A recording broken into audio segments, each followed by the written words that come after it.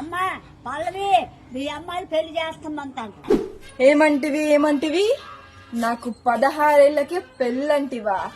ఎంత మాట. నన్ను నవమాసాలు మోసి కని పెంచి ఎత్తుకొని ముద్దాడి మూతి కడిగి ముడ్డి కడిగి నేను ఏడుస్తూ నవ్వితే నవ్వుతూ నన్ను లాలించి పాలించి పెంచిన నా తల్లిదండ్రులు నేడు పెళ్లి అని నన్ను తొందర పెట్టుటయ్యా.